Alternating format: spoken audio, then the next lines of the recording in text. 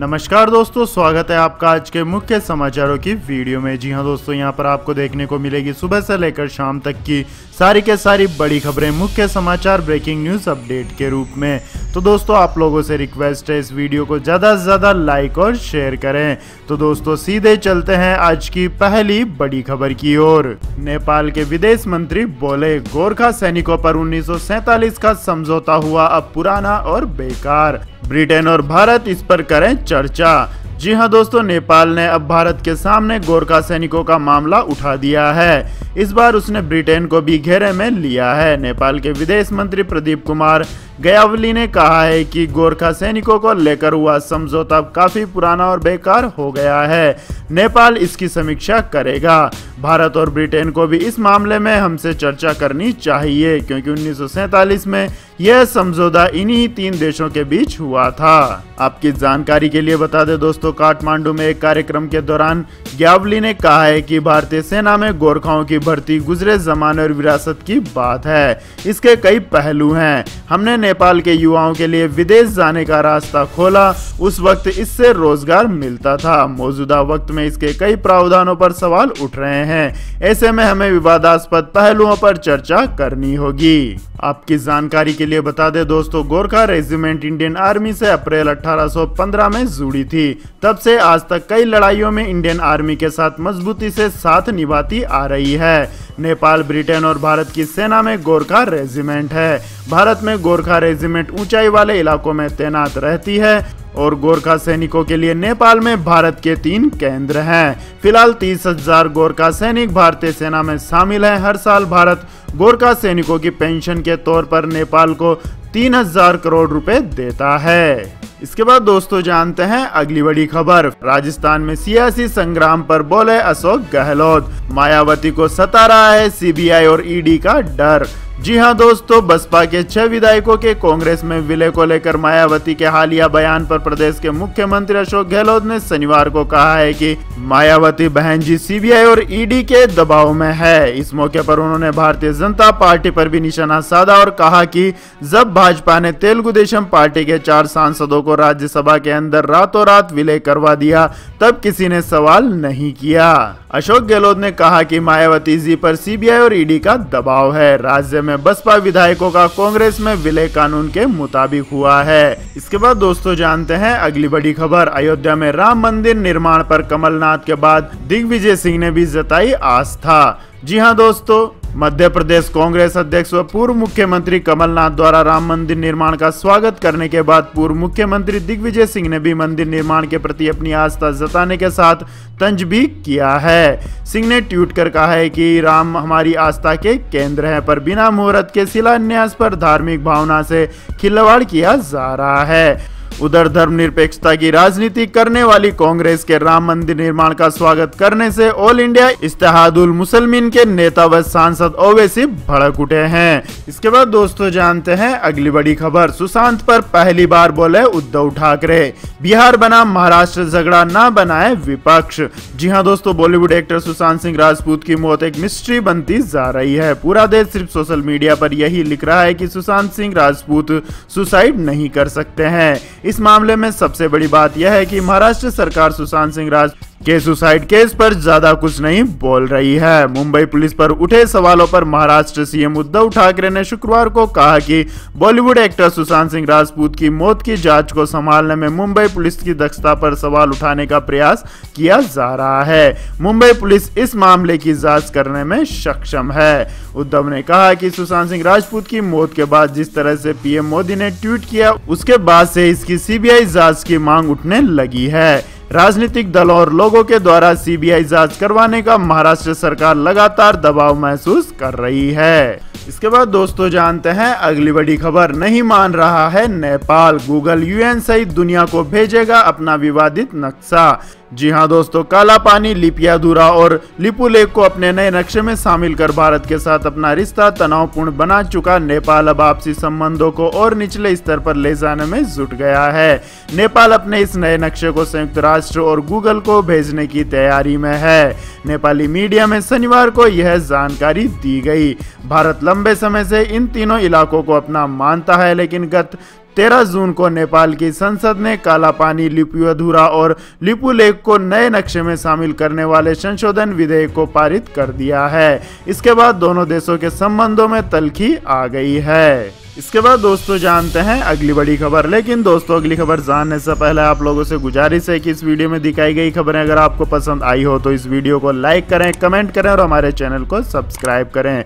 तो दोस्तों जानते हैं अगली बड़ी खबर। एमएसएमई लोन गारंटी स्कीम का बढ़ाया गया दायरा। जी हाँ दोस्तों, सरकार ने 3 लाख करोड़ रुपए की एमएसएमई लोन गारंटी स्कीम के दायरे को और बढ़ा दिया है। नए फैसले के तहत अब 50 करोड़ रुपए तक के बकाया लोन वाली कंपनियों को भी इसके लिए पात्र बना दिया है। अब तक मैक्सिमम 25 करोड़ रुपए तक के बकाया लोन वाली कंपनियां और इकाइयों को ही नए कर्ज पर सरकारी गारंटी देने की योजना थी। खबर के मुताबिक स्कीम के दायरे में कारोबारी मकसद के लिए डॉक्टर, वकील और चार्टेड अकाउंटेंट जैसे प्रोफेशनल्स को दिए गए पर्सनल लोन को भी शामिल किया गया है। इमरजेंसी लोन गारंटी स्कीम में बदलाव श्रमिक संगठनों की डिमांड और जून में कैबिनेट की तरफ से मंजूर की गई एमएसएमई की नई परिभाषा के आधार पर किया गया है। इसके बाद दोस्तों जानते हैं अगली बड़ी खबर। One nation one ration card योजना में 4 और नए राज्य जुड़े। जी हाँ दोस्तों, केंद्र सरकार की one nation one ration card योजना में 4 और नए राज्य शामिल हो गए हैं। केंद्रीय खाद्य मंत्री रामविलास पासवान का कहना है कि सरकार की महत्वाकांक्षी योजना one nation one ration card में मणिपुर, नागालैंड, जम्मू कश्मीर और उत्तराखंड जुड़ गए हैं और अब कुल 24 राज्यों के बीच राशन कार्ड पोर्टेबिलिटी की सुविधा उपलब्ध हो गई है। उन्होंने बताया कि राष्ट्रीय खाद्य सुरक्षा कानून के तहत आने वाले इन 24 राज्यों के 65 करोड़ से ज्यादा लाभार्थियों को अब one nation one ration card के तहत इन राज्यों में कहीं भी निवास करते हुए वहीं अपने हिस्से का अनाज प्राप्त करने की सुविधा होगी, जिससे दूसरे राज्यों में काम करने वाले लाभान्वित होंगे। इसके बाद दोस्तों जानते हैं अगली बड़ी खबर। 22 कंपनियों को भारत में मोबाइल और उसके पार्ट्स बनाने का न्योता, 12 लाख लोगों को मिलेगा रोजगार। जी हाँ दोस्तों, आईटी मिनिस्टर रविशंकर प्रसाद ने शनिवार को ऐलान किया है कि पेगाट्रॉन, सैमसंग, लावा और डिक्सन जैसी इलेक्ट्रॉनिक मैन्युफैक्चरिंग कंपनियों ने भारत में मोबाइल डिवाइस और उसके कंपोनेंट्स बनाने का प्रस्ताव दिया है। केंद्र सरकार की प्रोडक्शन लिंक्ड इंसेंटिव स्कीम के तहत ये कंपनी अगले 5 साल में 11.5 लाख करोड़ रुपए का उत्पादन करेगी। इससे देश में इलेक्ट्रॉनिक्स मैन्युफैक्चरिंग को बढ़ावा मिल सकेगा। पीएलआई स्कीम के तहत कुल 22 कंपनियों ने आवेदन दिया है, जिसमें Samsung, Foxconn, Hon Hai, Rising Star, Wistron और पेगाट्रॉन जैसे दिग्गज ब्रांड है। इसके बाद दोस्तों जानते हैं अगली बड़ी खबर। रेलवे का बड़ा तोहफा, जल्द शुरू हो सकती है 7 नई बुलेट ट्रेनें। जी हां दोस्तों, देश भर में इस महामारी के संकट के बावजूद भारतीय रेलवे की सबसे बड़ी परियोजनाओं में से एक बुलेट ट्रेन में देरी नहीं होगी। मुंबई अहमदाबाद रूट पर हाई स्पीड कॉरिडोर का निर्माण कार्य जारी है, जहां जल्द ही बुलेट ट्रेन दौड़ेगी। इसी बीच इंडियन रेलवे जल्द ही देशवासियों को 7 और बुलेट ट्रेन की सौगात दे सकता है। इसके लिए रेलवे ने तैयारी शुरू कर दी है, जिसके तहत उसने national highway authority of India से हाथ मिलाया है और NHAI नई बुलेट ट्रेन के लिए जमीन का अधिग्रहण करेगा। इसके बाद दोस्तों जानते हैं अगली बड़ी खबर। सरकारी कंपनियों की रणनीति बिक्री पर वित्त मंत्री ने दी अहम जानकारी, जल्द जारी होगी लिस्ट। जी हां दोस्तों, पब्लिक सेक्टर इंटरप्राइजेस की रणनीतिक बिक्री को लेकर वित्त मंत्री निर्मला सीतारमण ने शनिवार को कहा है कि बहुत जल्द ही केंद्र सरकार नई पब्लिक सेक्टर इंटरप्राइज पॉलिसी लेकर आएगी। फिलहाल इस प्रस्ताव को कैबिनेट के पास विचार करने के लिए भेजा गया है। वित्त मंत्री ने कहा है कि केंद्रीय कैबिनेट को प्रस्ताव भेजा जा चुका है। इस प्रस्ताव में नए तरीके से प्रभाषित किया जाएगा ताकि किसी भी स्ट्रेटेजिक सेक्टर में 4 से अधिक सरकारी कंपनियां ना हो, यानी कि अब स्ट्रेटेजिक सेक्टर में अधिकतम 4 ही पब्लिक सेक्टर कंपनियां होगी।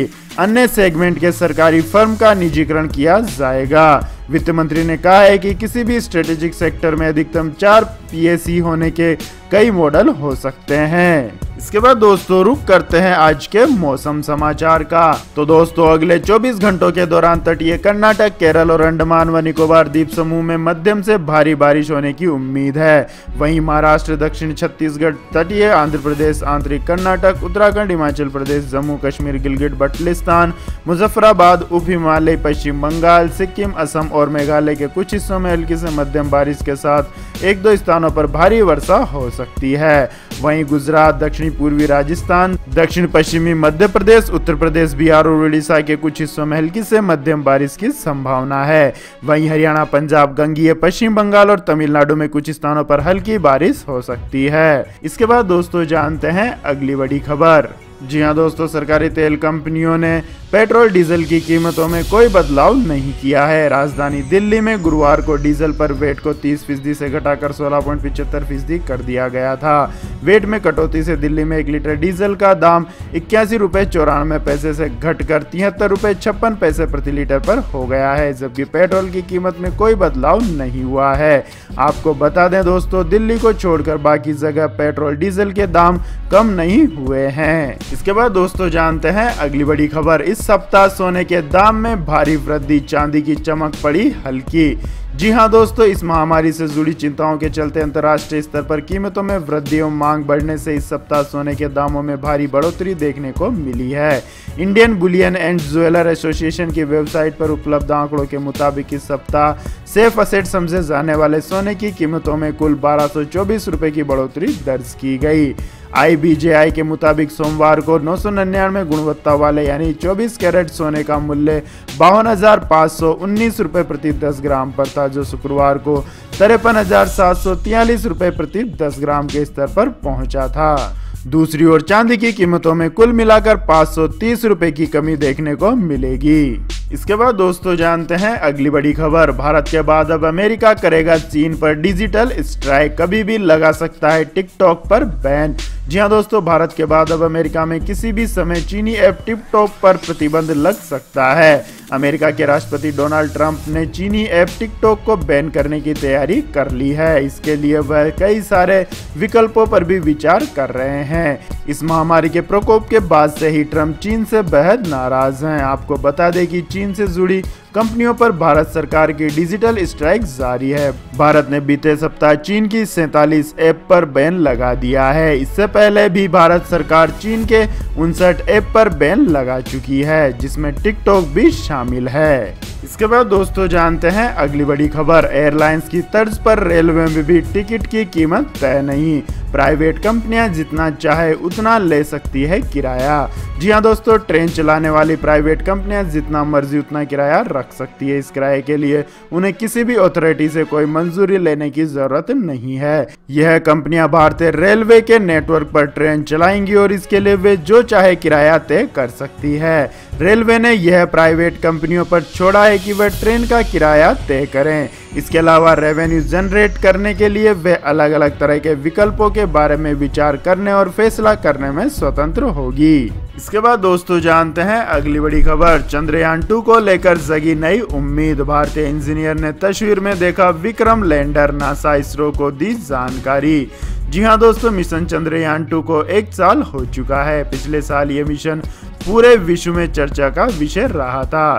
साल बीत जाने के बाद भी चंद्रयान 2 के विक्रम लैंडर और रोवर प्रज्ञान को लेकर अभी भी प्रयास जारी है। चंद्रयान मिशन को कई वैज्ञानिक 90 से 95% सफल बताते हैं, जबकि तमाम ने इसे एक असफल मिशन भी करार दिया था। लेकिन इसरो अब भी इसे संपर्क साधने की कोशिश लगातार कर रहा है। अंतरिक्ष में रुचि रखने वाले चेन्नई के इंजीनियर षणमुगा सुब्रमण्यम ने चंद्रयान 2 की LRO की नई तस्वीरों को देखकर रोवर प्रज्ञान के बारे में एक जानकारी साझा की है। आपको बता दें कि चेन्नई के रहने वाले इंजीनियर षणमुगा गुप्ता सुब्रमण्यम ने नासा की तस्वीरें देखने के बाद लैंडर विक्रम को चांद की सतह पर ढूंढ लिया था। इसके बाद दोस्तों जानते हैं अगली बड़ी खबर। गूगल ने लॉन्च किया नया स्मार्टफोन। जी हां दोस्तों, रक्षाबंधन के मौके पर अगर आप अपनी बहन को कुछ सरप्राइज देना चाहते हैं तो ये अच्छा मौका है। गूगल अपना नया फोन पिक्सल स्मार्टफोन जल्द ही लॉन्च करने वाला है। कंपनी ने पिक्सल 4a का टीजर जारी कर दिया है। इसे 3 अगस्त को लॉन्च करने की तैयारी है। हालांकि टीजर में यह नहीं लिखा गया है कि यह फोन कौन सा होगा, लेकिन ज्यादा उम्मीद है कि कंपनी इस दिन पिक्सल 4a ही लॉन्च करेगी। गौरतलब है कि गूगल ने मई में होने वाली अपनी I/O कॉन्फ्रेंस कैंसिल कर दी थी और इस वजह से इस फोन की लॉन्चिंग भी टाल दी गई थी। आपकी जानकारी के लिए बता दें दोस्तों, ये गूगल का नेक्स्ट मिड रेंज स्मार्टफोन होगा। Pixel 4a smartphone 5G connectivity को सपोर्ट करेगा। गूगल का नया डिवाइस स्नैपड्रैगन 730 प्रोसेसर के साथ आएगा। गूगल पिक्सल 4a का भारत में आईफोन SE और OnePlus Nord से मुकाबला होगा। तो यह थी दोस्तों आज की सभी महत्वपूर्ण बड़ी खबरें। तो दोस्तों आपको हमारा ये वीडियो कैसा लगा कमेंट करके जरूर बताएं और हमारे इस वीडियो को अधिक से अधिक लाइक और शेयर करें। साथ ही हमारे चैनल को सब्सक्राइब करके बेल आइकन का बटन भी दबा लें। धन्यवाद। जय हिंद, जय भारत, वंदे मातरम।